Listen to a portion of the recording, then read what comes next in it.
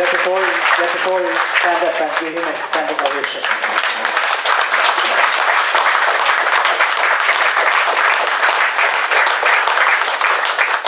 ഈ കർമ്മയോഗിയെ നിങ്ങൾക്ക് പരിചയപ്പെടുത്താൻ കഴിഞ്ഞതിൽ എനിക്ക് അങ്ങേയറ്റത്തെ സന്തോഷമുണ്ട്.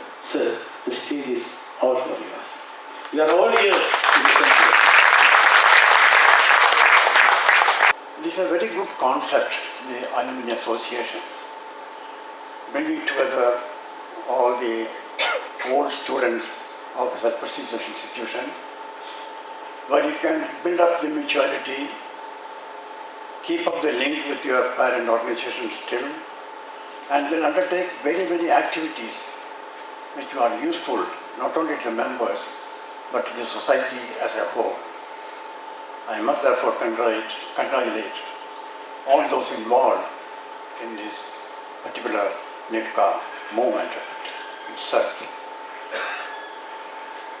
A large number of engineers are present here, many of them very highly qualified, distinguished members of the profession. But one thing I want to place before you is,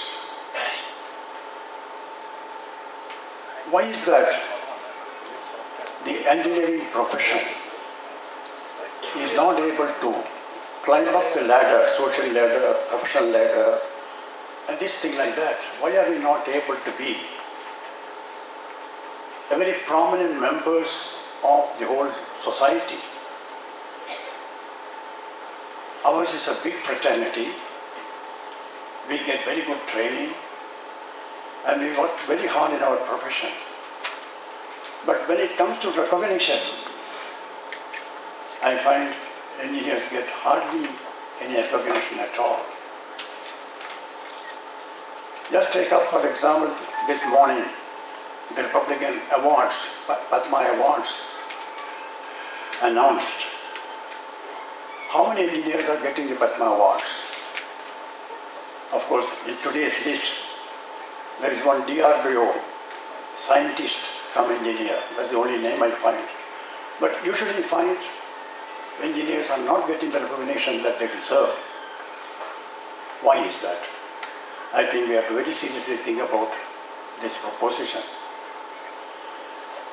You find that, of course, this Padma Award itself is a reflection how the society recognizes the contribution of the individuals to the nation.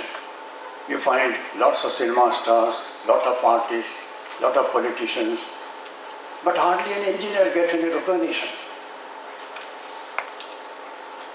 I think this is one area we have to introspect ourselves and find the ways of bringing up our profession to a level where people respect every engineer in the society.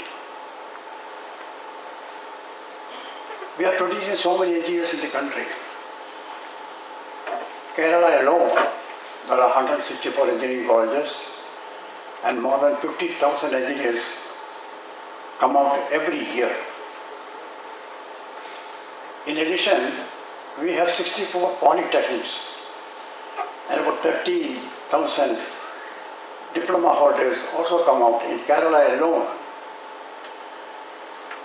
The contribution that we make to the society or to the nation is hardly noted, visible or recognized. Why is it happening? I feel this is mainly because of three reasons, which we should really think about in a very serious way. How we can redress or address the problems involved, and how we can make the society really respect every engineer. I think one main reason is the professional standards of engineer, which our institutions are churning out, is not really up to the world mark. Why? There are so many engineering colleges that come up, as I mentioned to you, 164 engineering colleges in Kerala alone. Do we need so many engineering colleges? Do all the engineers coming out of these institutions, are they getting respectable jobs? Certainly not. Yesterday, I happened to come across a news flashed by NDTV.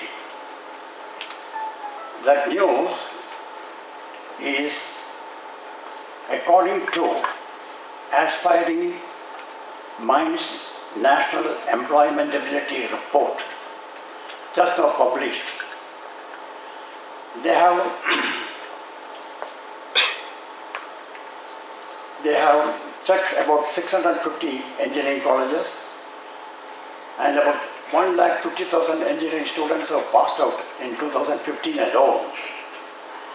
And this society have found that out of so many engineers coming out, about 2 million engineers country produces, 80% are not employable. Ladies and gentlemen, this is a very serious matter. 80% of the engineers this country produces are not employable. You may be probably aware, the Week magazine published by Manorama in July 2014 brought out a very sorrowful, sordid state of affairs about engineering education. They found out that they have verified so many engineering colleges, about 300 engineering colleges, and they came to the conclusion that out of the best 100 engineering colleges in the country, not even one is from Kerala, except the sole exception of NIT Calicut. That's the only sole exception. And they also found out that out of so many engineers coming out, according to Week magazine, only 28 are readily employable. 28% of them only readily employable. They found that another 25% can be made employable by further training. And their balance are just not employable. This is a very unfortunate situation, and how we engineers can address this position is a matter I think we have to collectively think about. The main reason is so many colleges have been set up purely as business propositions, as a business activity, not with a love for the profession or not with any attempt to bring out good engineers. Purely as a business proposition, so many engineering colleges have been set up. That is one reason. And the main reason is these engineering colleges are not able to attract competent faculty members.